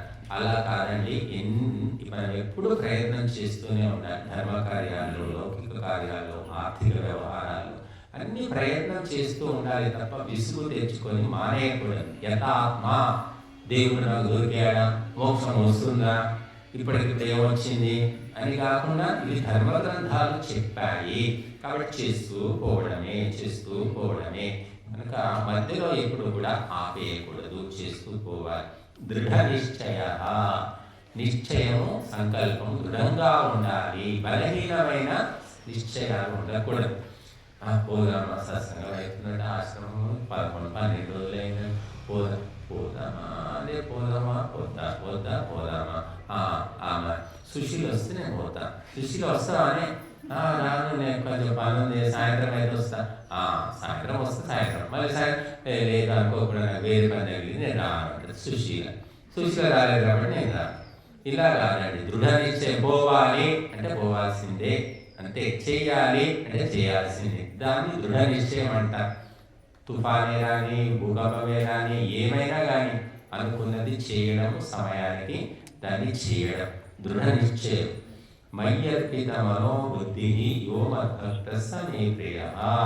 భగవంతునికి మనస్సును బుద్ధిని ఎవరైతే పూర్తిగా సమర్పిస్తారో అటువంటి వ్యక్తి నాకు అత్యంత ప్రియుడు అని ఈ శ్లోకం చెప్తుంది. భగవంతునికి మనస్సు బుద్ధి అర్పించాలి అంటే సంకల్ప వికల్పాలు చేసేది మనస్సు. బుద్ధి అంటే నిశ్చయాత్మకమైనటువంటిది. అంటే ధర్మ కార్యాలకు భగవంతునికి అర్పించడం అంటే భగవంతుని శాసనము ధర్మం, ధర్మ కార్యాలకు నీవు అంకితమైపోవడం. ఆ రకంగా ఎవరు ధర్మ కార్యాలనే తమ కార్యాలుగా భావిస్తారు. ఇప్పుడు నేను చెప్పాను, తిరుమలేష్ కవిత దంపతులు వాళ్ళు భగవద్గీత ఆన్లైన్లో నేర్పిస్తుంటారు. భగవద్గీత ఏకాదశి రోజు పోయి పారాయణాలు చేస్తారు. వాళ్ళు మా కదితే భగవద్గీత, నడిస్తే భగవద్గీత. ఎందుకంటే ఆ ధర్మాన్ని తమ జీవితంగా చేసుకున్నారు. దానివల్ల నష్టం ఏమైనా జరిగిందా? డబ్బు వస్తుంది, కీర్తి వస్తుంది, అన్ని రకాలుగా వాళ్ళు సంతోషంగా ఉన్నారు. అదొకటి. కాబట్టి ధర్మాన్ని నమ్ముకున్న వాళ్ళు నాశనం కారండి. అమెరికాలో విదేశాల్లో ఎంత డిమాండ్ ఉంది సంస్కృతం నేర్చుకున్న వాళ్లకు, పురోహితులకు, యోగా మాస్టర్లకు. కానీ మన వాళ్లకు మనకేం పిచ్చి పట్టిందంటే mechanical engineering, computer engineering, electronic engineering, ఈ పిచ్చి పట్టింది మన వాళ్ళు. నా కొడుకు సంస్కృతం నేర్పుతాను, యోగా నేర్పుతాను, యోగా డిప్లొమా తీసుకుందాము, లేకపోతే ఆయుర్వేదం నేర్పిద్దాము, పురోహిత్యం నేర్పిద్దాము. ఏ తల్లిదండ్రులకన్నా ఉందా ప్లానింగ్? ఎవరికి లేదు. బ్రాహ్మణులకే లేదు, ఇక వేరే వాళ్ళకి ఎందుకు ఉంటుంది? బ్రాహ్మణుల పిల్లలే ఈ ఇంగ్లీష్ చదువులు, టెక్నాలజీ చదువుకొని అమెరికాకి వెళ్ళిపోతున్నారు. పూజలు చేసుకుంటే ఏమీ రాదనుకుంటున్నారు. కాబట్టి డిమాండ్ ఉంది, కానీ దాన్ని తెలుసుకునేవాళ్ళు, దాన్ని అనుసరించేవాళ్ళు సంస్కారం ఉండాలి. సంస్కారం ఉన్న వాళ్ళని అవి చేయగలుగుతారు, లేని వాళ్ళు లేదు. కాబట్టి ధర్మాన్ని నమ్ముకున్న వాళ్ళు ఏం నాశనం కావట్లేదండి. వాళ్ళు ఎంత కొంత తక్కువ ఎక్కువ ఉన్నప్పటికీ కూడా సుఖ సంతోషాలతో ఉంటున్నారు, వాళ్ళు ఆరోగ్యంగా ఉంటున్నారు. అదొకటి గుర్తుపెట్టుకోవాలి. మనం ఈ టెక్నికల్ చదువులు చదివి అనేక రకాలుగా బుర్ర పాడైపోయి, ఆరోగ్యం చెడిపోయి, భార్యాభర్తల మధ్య సరైన సంబంధాలు లేక కాపురాలే నాశనం అవుతున్నాయి ఈ టెక్నాలజీ చదువుకునేటువంటి వాడు. కాబట్టి భగవంతునికి మనస్సును బుద్ధిని అన్ని అర్పించి భగవత్ కార్యమే తన కార్యంగా భావించేవాడు అత్యంత ప్రియుడు అని చెప్తున్నారు ఇక్కడ శ్లోకంలో. కాబట్టి ఈ రెండు శ్లోకాల్లో చాలా గొప్ప సందేశం ఉంది. మనం తెలుసుకుంటే, నేర్చుకుంటే ఇంకా కూడా చివరిలో కూడా చూడండి, తుల్య నిందా స్తుతిర్మౌని సంతుష్టో ఏన కేనచిత్ అనికేత స్థిరమతిః భక్తిమానే ప్రియో నరః. నింద స్తుతి ఈ రెండిట్లో సమానంగా ఉండేవాడు. నిందించడం అంటే తిట్టడం, ఎవరో తిడతారు. మంచి చేసిన వాళ్ళందరినీ పోడాలనేం లేదు, చెడు చేసిన వాళ్ళందరినీ తిట్టాలనే లేదు. కాబట్టి నిందలు వస్తాయి, స్తుతులు వస్తాయి. వచ్చినప్పుడు తుల్యం సమానంగా చూడడము, కుంగిపోవడము పొంగిపోవడము ఉండకూడదు. మౌని నోరు మూసుకోవడము అంటే ఆ రెండింటికి కూడా స్పందించకుండా మౌనంగా ఉండాలి. తర్వాత సంతుష్టో ఏనకేన చిత్తు, ఏదో ఒకటి దొరికిన దానితోటి తృప్తిగా ఉండాలట. యదృచ్ఛాలాభ సంతుష్ట అని గీతలోనే మనకు చోట చూస్తాం. అంటే ఏదో ఒకటి నువ్వు దొరికింది, నువ్వు ప్రయత్నం చేసావు, దొరికిన దాంట్లో సంతృప్తిగా ఉండు.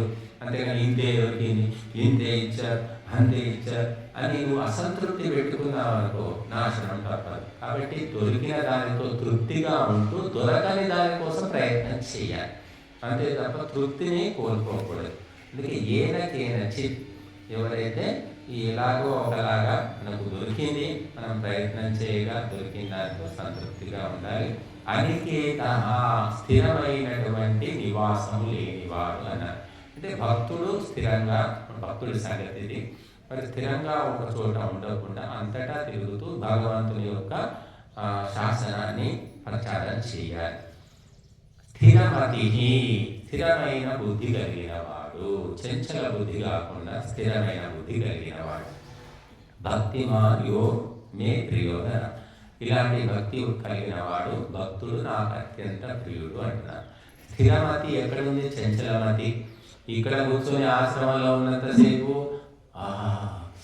ఓ ఎంత బాగా చెప్తున్నాడు స్వామీజీ, ఇన్ని రోజుల నుంచి నేను ఎంత అజ్ఞానంలో పడి ఉన్నాను, నేను పిచ్చి పిచ్చి పనులు వాడమాలని చేశాను ఓ అనిపిస్తుంది. ఈ గడప దాటి బయటికి పోయి మాయాలోకంలో పోయిన తర్వాత మొత్తం బ్రెయిన్ వాష్. ఒక రోజు గడిచిందంటే తెల్లారి అన్నీ కూడా మర్చిపోతారు. 5 ఏళ్ల నుంచి చెప్తూ ఉన్నా, ఎక్కినట్టే అనిపిస్తుంది, మళ్ళీ బయటికి పోగానే దిగిపోతుంది. తాగినప్పుడు మత్త ఎట్లా ఎక్కుతుందో ఇవన్నీ ప్రవచనాలు చెప్పినప్పుడు మత్త ఎక్కుతుంది బాగానే. ఆ తర్వాత భోజనాలు చేసి ఇంకా బయటికి ఇంటికి పోయిన తర్వాత అన్నీ గోవిందా. ఎందుకంటే అది మామూలు లోకం కాదు, మాయా లోకం అని. అందుకని ఇక్కడ ఉన్నంత వరకు ఈ ప్రభావం పనిచేస్తూ ఉంటుంది అని, అది స్థిర బుద్ధి కలిగి ఉండాలి, నిశ్చయం చేసుకోవాలి. ఇలా ఉండాలి, ఇలా మాట్లాడతాను, ఇలాగే ఆలోచిస్తాను, ఇదే చేస్తాను అని మనం నిశ్చయం చేసుకుంటే తప్పకుండా మార్పు వస్తుంది. నిశ్చయం చేసుకోరు చాలా మంది. నిజమే స్వామీజీ బాగా చెప్తుంది, నిజమే నిజమే కానీ మెల్లగా మార్చుకోవాలి. చూద్దాం, ట్రై చేద్దాం, మెల్లమెల్లగా ట్రై చేద్దాం. ఒక్కసారి ఏడైతుంది మనతోటి. ఇంతమంది చుట్టాలు, మా ఇంట్లో 10 మంది ఉంటారు, వీళ్ళందరినీ కాదని కొత్త పద్ధతులు మొదలు పెడితే నన్ను ఇంట్లో ఉండనిస్తారు, ఏమంటారు, ఇక వాడికి అన్నీ ఇవన్నీ రకరకాల విసురుతూ ఉంటాయి. సరే చూద్దాంలే, స్వామీజీ కూడా చెప్పాడు ఒక రోజులో కాదని, మెల్లిగా చేసుకుంటూ పోదాం అనుకుంటాడు. మెల్లిగా 5 ఏళ్ళే అయింది. 5 ఏళ్ళ 5గురు కూడా మేము పూర్తిగా మారిపోయాం స్వామీజీ అంటే కొత్త వాళ్ళు అంటున్నారు. పాత వాళ్ళు ఎలాగో ఉన్నారు, వీళ్ళు కొత్త వాళ్ళు మేము మాంసం మద్యం మానేశాం స్వామీజీ, పూర్తిగా మేము తినము, ఒకరికి తినిపించాము అనేటటువంటి వీరుడు, ధీరుడు, శూరుడు ఒక్కరు కూడా కనబడలేక ఇక వీడేదో మానుకున్నందుకే నాన్న అవస్థలు పడుతున్నారు. అవస్థలు అంటే బయటికి అవస్థలు, కానీ మానసికంగా సంతోషం. అధర్మ మార్గం ఎంత గొప్పదైనా సరే అందులోపల మనకు నాటకమే తప్ప నిజం ఉండదు అక్కడ. ధర్మ మార్గం ఎంత చిన్నదైనా సరే మనం మహారాజులాగా హాయిగా నడుచుకుంటూ పోతాం. కనుక ఈ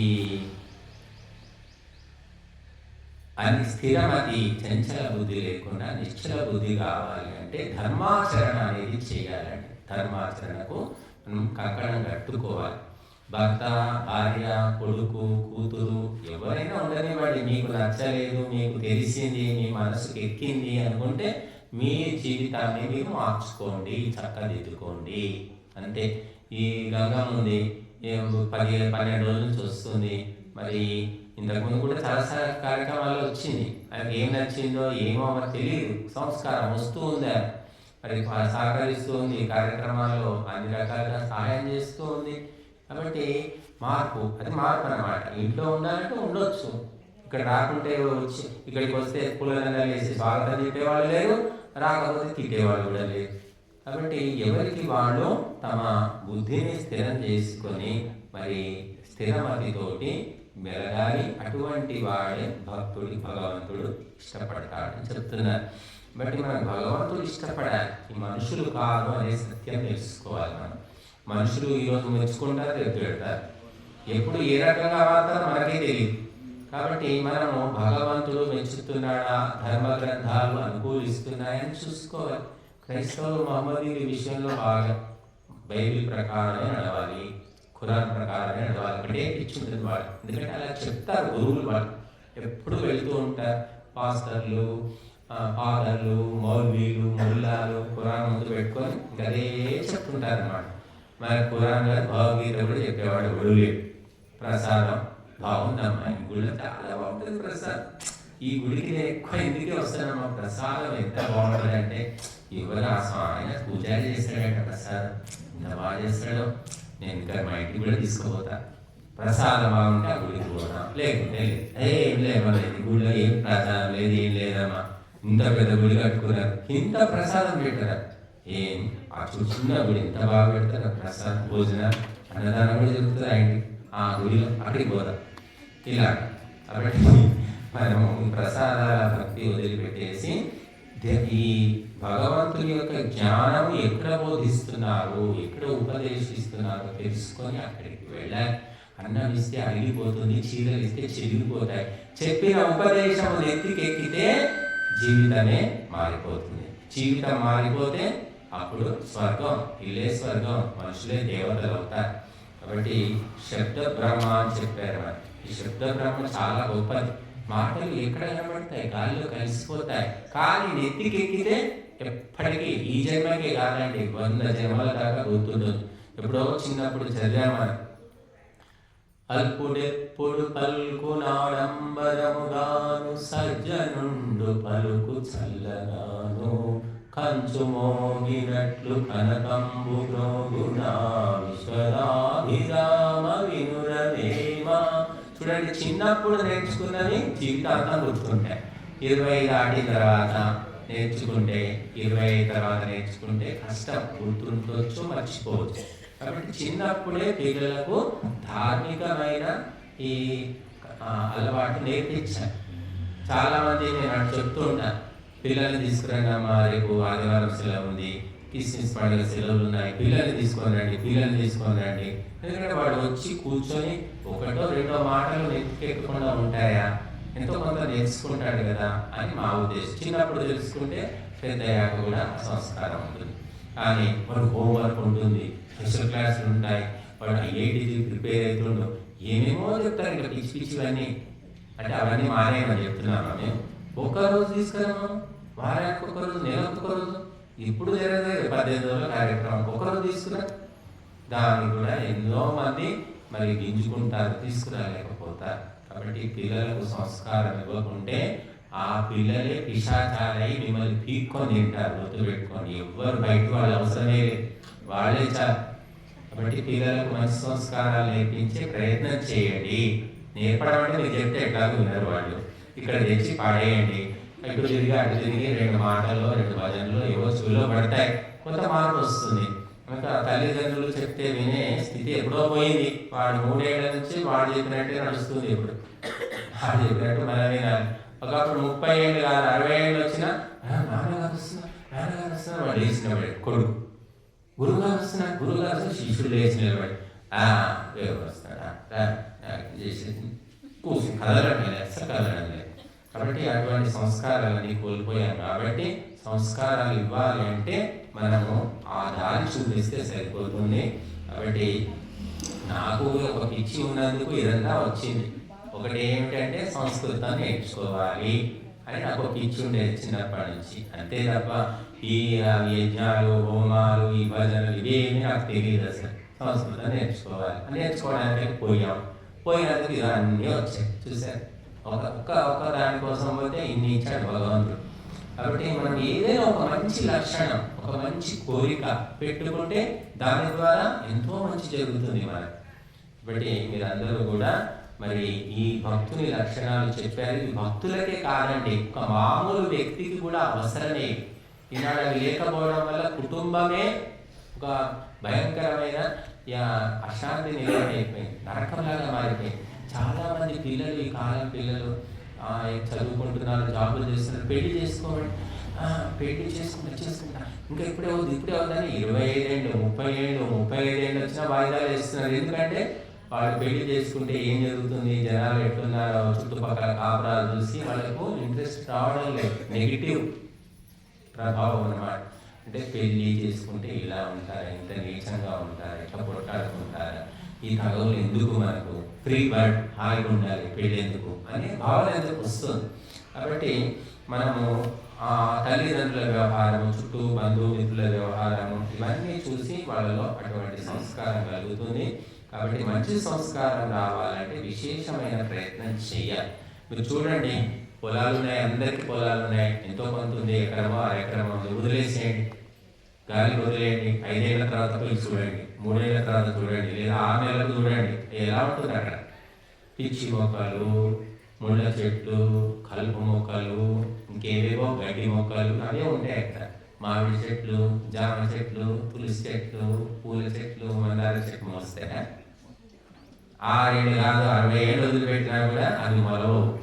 కానీ మనము ఒక 10 గజాల స్థలం లోపల మనం కొత్తిమీర వేసుకుంటే కొత్తిమీర మొలుస్తుంది, తులసి పెట్టుకుంటే తులసి మొలుస్తుంది, పాలకూర అంటే పాలకూర. అంటే చెడు అనేది నువ్వు పెంచకుండానే పెరుగుతున్నాయి. పిచ్చి మొక్కలు, ముళ్ళ చెట్టు. మంచి మాత్రం నువ్వు ప్రయత్నం చేస్తేనే నీ నేలలో పెరుగుతుంది. కాబట్టి అందరూ కూడా ప్రయత్నం చేయండి. నేను అందుకే చెప్పాను, ప్రయత్నం చేయకుండా వచ్చేది పాపము, ప్రయత్నం చేస్తేనే వచ్చేది పుణ్యము. ఇప్పుడు మీరు ఇక్కడికి ప్రయత్నం చేసి వచ్చారు, రాకుండా ఉండడానికి ప్రయత్నం చేసి ఉంటుందా? రావాలంటే ప్రయత్నం అంటే టైం. పొద్దున 8కి స్టార్ట్ అవుతుంది, పోవాలంటే ఏర్పాట్లు చేసుకోవాలి అని దాని గురించి ప్రయత్నం చేయాలి కదా. వద్దనుకోవడానికి ప్రయత్నం ఏముంటుందా? ఏముండదు. కాబట్టి సమస్యలే. కాబట్టి పుణ్యము సంపాదించాలంటే తప్పకుండా మనిషి ప్రయత్నం చేయాలి. పాపము అప్రయత్నంగానే వస్తుందన్నమాట. నువ్వు ఏమి చేయాల్సిన పని లేదు. చెడ్డవాని వెంట తిరుగు, 10 రోజులు తిరుగు, తర్వాత మానేసి. ఏమనుకుంటారు లోకము, నిన్ను ఎన్ని రకాలుగా చూస్తారో నీకు అర్థమవుతుంది. చెడ్డవాడు అంటే తాగుబోతో, తిరుగుబోతో, తిండిపోతో, అప్పులవాడు ఏదో ఒకడు ఉంటాడు కదా, వారి వెంట 10 రోజులు తిరుగు. తర్వాత ఏమంటారు? అప్పుడే అంటుంటారు, ఏం పోయే కాలం వచ్చిందయ్యా, హాయిగా ఇంట్రెస్ట్, నీకు పని లేదా, మానేవాడు ఎందుకు తిరుగుతున్నావు, వాడు ఏం పెట్టిండు నీకు, ఏమి ఇస్తున్నాడు అంటారు. ఏం లేదు, ఉత్తిగానే తిరుగుతున్నా. ఉత్తిగా తిరుగుతారా ఎవరైనా అంటారు? లేదు. చూడండి, 10 రోజులు మానేస్తాం. మానేసిన తర్వాత కూడా చూడు కోరుకుంటారు. 10 రోజులు ఇప్పుడు వారి వెంట తిరిగింది, ఎందుకు మానేసింది, ఏం లాభం వచ్చింది, ఏం గొడవలు పడ్డారు, ఏమిటో ఇవన్నీ కొట్టించుకుంటారు ఊరంతా. బట్ ఈ చెడుతోటి మనకి ఎటువంటి సాంగత్యం అవసరం లేదు. అందుకే దుర్జనం ప్రథమం వందే అన్నారు. దుర్మార్గం కంటే మొట్టమొదటి నమస్కారం చేయాలి. 2 దుర్యోధనుడు వచ్చాడు, తర్వాత ఎవరు అర్జునుడు వచ్చాడు. మొట్టమొదటి ఎవరికి మొక్కాలి? కృష్ణుడు దుర్యోధనుడికే నమస్తే అని చెప్పాలి. ఎందుకంటే దుర్మార్గుడు నాకు ముందు నమస్కారం చేయవా, ఈ సంగతి చూస్తా అంటాడు. సజ్జనుడు అనుకో, నమస్కారం పెట్టకపోయినా ఏమనుకోడు, సార్ ఎవరు కాలే నమస్కారం, ఏముంది మర్చిపోయి ఉంటావులే అని తేలిగ్గా తీసుకుంటారు. కాబట్టి దుర్మార్గంతో చాలా జాగ్రత్తగా వ్యవహరించాలి. సన్మార్గంతో ఎలా ఉన్నా సరిపోతుంది. కాబట్టి మనం మన దేశం యొక్క చరిత్రను, పరంపరను మనం మర్చిపోవడం వల్ల అనేక సంకటాలు. ఈనాడు మన పుస్తకాలు, మన పిల్లలు పుస్తకాలు చదువుతున్నారు, సిలబస్ ఉంది, కాలేజీకి పోతున్నారు. ఎక్కడైనా ఉందా అంటే మన చరిత్ర, సంస్కృతి, సభ్యత గురించి ఏమైనా ఉందా? ఏమీ లేదు. మాతృదేవో భవ, పితృదేవో భవ అని చెప్పేటోడు కూడా లేదు అసలు. టీచర్లే సిగరెట్ తాగుతున్నారు, మందుపాఠం చేసుకుంటున్నారు, చిట్టీలు వేసుకుంటున్నారు, రియల్ ఎస్టేట్ చేసుకుంటున్నారు. టీచర్ల పరిస్థితి అలా మారింది. ఒకప్పుడు ఆ టీచరే ఎంతో కొంత సంస్కారం ఉండేది, ఇప్పుడు అది కూడా పోయింది. 1,00,000 రూపాయల జీతాలు వచ్చిన తర్వాత ఏ టీచర్ కూడా మరి నీతి నియమం చెప్పట్లేదు, వాడు కూడా పాటించడం లేదు. మన పిల్లల్ని మనము స్వయంగా మనమే తీర్చిదిద్దుకోవాలి, మనమే నచ్చ చెప్పుకోవాలి, మనమే బాగు చేసుకోవాలి. లేదంటే ఇలాంటి మేము ఎండాకాలంలో కూడా క్యాంపులు పెడుతూ ఉంటాం. మీరందరూ మా పిల్లల్ని మేము పంపుతామంటే చక్కగా ఇక్కడ నడిపిస్తాం. కాబట్టి మీరందరి సహకారం అనేది ఉండాలి. అందరి సహకారం లేకుంటే ఒంటరిగా చేస్తాము, ఎంతో కొంత చేయకుండా ఉంటామా, కానీ అందరూ సహకరిస్తే ఇంకా ఎక్కువ మొత్తంలో చేయగలుగుతాం. 100 మంది ఉన్నారంటే బస్సు తీసుకుంటాం, 20 మంది ఉన్నారంటే వ్యాన్ తీసుకుంటాం, 5 ఉన్నారంటే కారు తీసుకుంటాం, 3 ఉన్నారంటే స్కూటర్, 2 ఉన్నారంటే స్కూటరు, ఒంటరిగా అంటే నడుచుకుంటూ పోతాం. ఏదో ఒకటి చేయక తప్పదు. కానీ ఎక్కువ మంది ఉన్నప్పుడు బహుజన హితాయ, బహుజన సుఖాయ. కాబట్టి ఈరోజు మరి ఈ కార్యక్రమాలు సజావుగా జరగడానికి ఎవరు వచ్చినా రాకపోయినా మనకు సహకరిస్తున్నటువంటి కొందరు వ్యక్తులు